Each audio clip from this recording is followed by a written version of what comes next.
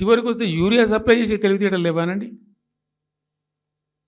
మా గవర్నమెంట్ ఉన్నప్పుడు రైతులు గ్రామాలలో ఒక ఆటో రిక్షాకి డబ్బులు ఇచ్చి 10 బస్తాలు తెచ్చి బాబు అంటే తెచ్చి ఇక్కడ పడేసిపోతుండే వాడు పొలం కాడ. ఇవాళ రైతులు రోజుల తరబడి గంటల తరబడి చెప్పులు పెట్టి, బీఆర్ఎస్ లేకముందు చెప్పుల లైన్లు ఉండే, బీఆర్ఎస్ ఉన్న రోజులు చెప్పుల లైన్లు మాయమైనవి. మళ్ళీ ఇప్పుడు కాంగ్రెస్ రాగానే మళ్ళీ ఇప్పుడు చెప్పుల లైన్లు స్టార్ట్ అయిపోయినాయి వరుస పెట్టి. మళ్ళీ ఇప్పుడు ఏందో యాపో బోపో తెచ్చిండ్రు, అది ఒత్తితే నడచలేదు, పిక్తలేదు. అది ఏ ఎరువు బస్తాకు యాప్ ఎందుకైనా నాకు అర్థం కాదు. ఇంకా ఆ యాప్లో కూడా నాకు పూర్తిగా తెలియలేదు.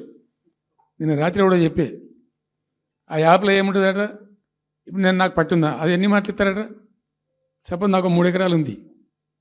3 ఎకరాలు ఉంటే ఎకరానికి 2 బస్తాలు చొప్పున 3 సార్లు ఇస్తారట. అది అంటే 3 సార్లు పోవాలి. ఇక యాడికి పోవాలో నాకే తెలియదు. మొట్టమొదల యాపే దొరకదు కాలబెట్టి. అది ఏదైనా చదువుకుని పూరాన్ని పెట్టుకొని విని పట్టుకొని తిప్పలు పడదామంటే కూడా ఆ యాప్ ఒత్తితే ఏం కనబడుతుందట. యాప్ ఒత్తితే ఏం కనబడుతుందట.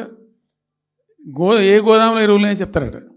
అంటే ఇలా గజ్వేల్లో చెప్తారు, రేపు సిద్దిపేటలో చెప్తారు, ఎల్లుండి సిరిసిల్లలో చెప్తారు. ఏ గోదాం పోవాలి, ఎటు పోవాలి, ఇంతకన్నా జోక్ ఉంటుందా? రైతులకు మండల కేంద్రంలో ఎరువుల దుకాణం ఉంటుంది, తప్పితే వాళ్ళ తాలూకా కేంద్రంలో ఉంటుంది ఎక్కువ. అది సావుకారు ఉంటాడు, ఇచ్చేటోడు ఉంటాడు, అప్పిచ్చేటోడు ఉంటాడు.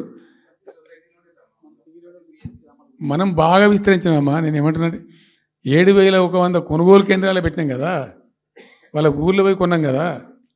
ధాన్యం నెత్తిన పెట్టుకొని వాళ్ళ అంగడికి వచ్చి ఈ మార్కెట్ పనులు తిరుగుడే బంద్ చేసినాం కదా. అసలు రైతు సెంట్రిక్గానే మన పరిపాలన ఉండే కదా కంప్లీట్గా. అని మొత్తం సాప్ పట్టేసారు.